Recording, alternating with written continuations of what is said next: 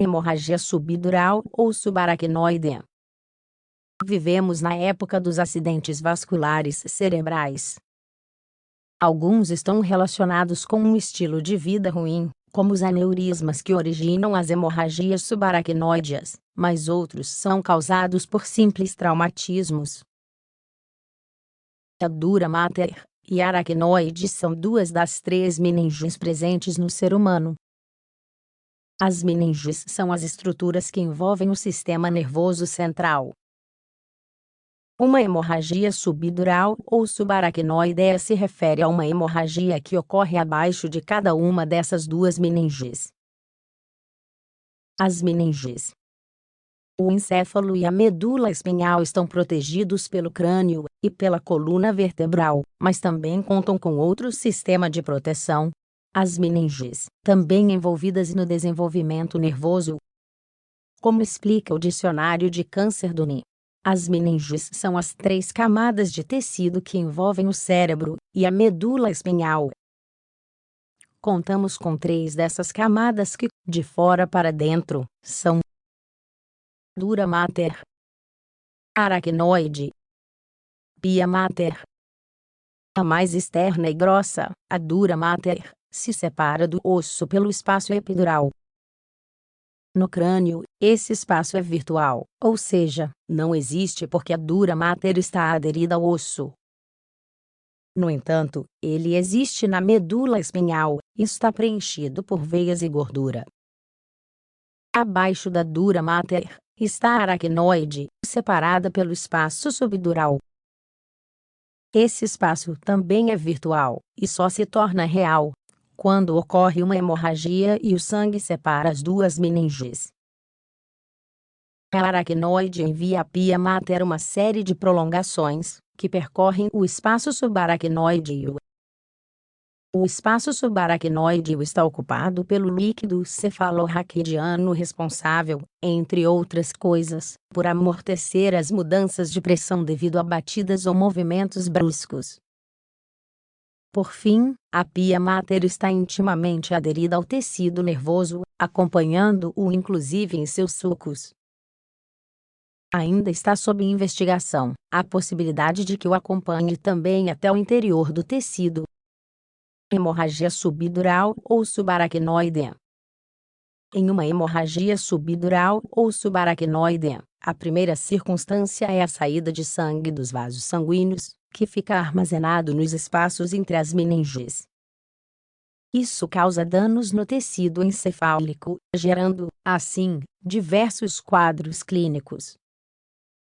No entanto, em função de a hemorragia ser subdural ou subaracnoide, os desencadeadores e o decorrer da patologia e sua sintomatologia serão distintos. Hemorragia subdural. A hemorragia subdural é definida como o armazenamento de sangue no espaço virtual entre a dura mater e a aracnoide.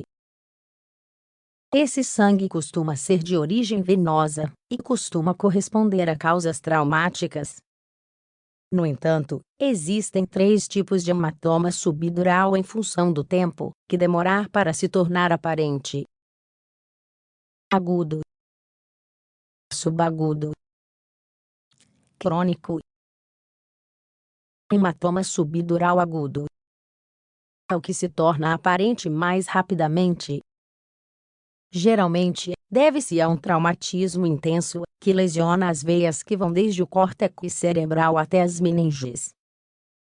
Portanto, quem o sofre costuma entrar imediatamente em coma. Além disso, costumam aparecer sintomas de quando alguma parte específica do cérebro para de funcionar. Alguns exemplos são: hemiparesia, impotência parcial para o movimento por lesão da área que rege a motricidade; hemidríase, aumento anômalo do diâmetro da pupila por lesão da área que controla o músculo da íris; hematoma subdural subagudo tem uma evolução um pouco mais lenta e costuma ser menos grave. Isso se deve ao fato de que a quantidade de sangue liberada é menor e os mecanismos de coagulação conseguem frear o sangramento. Sua causa também costuma ser de natureza traumática. Em primeiro lugar, costuma-se perder a consciência, que depois é recuperada. Logo em seguida, durante vários dias a pessoa vai sentir uma obnubilação progressiva, além de sinais de focalidade. Hematoma subdural crônico é consequência de múltiplos traumatismos leves ao longo do tempo. Estes dão origem a pequenas liberações de sangue que, ao não ser reabsorvido, acabam causando um hematoma subdural de dimensões consideráveis. É relativamente frequente em idosos. O sintoma precoce costuma ser a cefaleia, ou a dor de cabeça, associada a alterações da afetividade e do comportamento. A deterioração é progressiva, com tendência ao sono, pensamento desacelerado e outros sintomas. Hemorragia subaracnoidea. A hemorragia subaracnoidea é definida como o acúmulo de sangue entre a aracnoide e a pia mater. O sangue costuma ser de origem arterial e pode corresponder a diversas causas. A mais frequente é a ruptura de um aneurisma, mas também pode ser causada por malformações vasculares.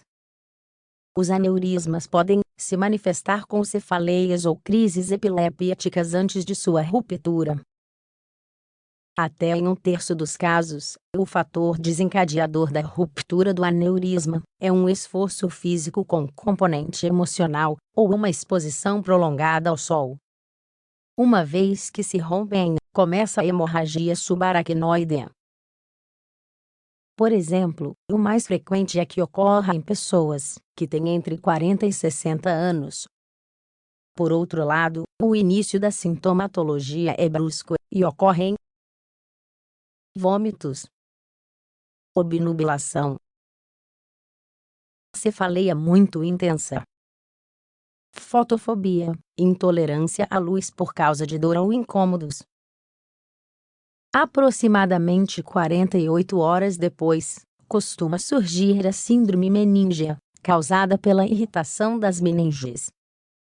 Assim, aos sintomas anteriores, acrescenta-se uma rigidez na nuca. Podem ocorrer também déficits focais, como paralisia dos movimentos oculares. As hemorragias subaracnoideas causam sequelas até em 60% dos casos. Além disso, 40% dos sobreviventes desenvolvem algum tipo de dependência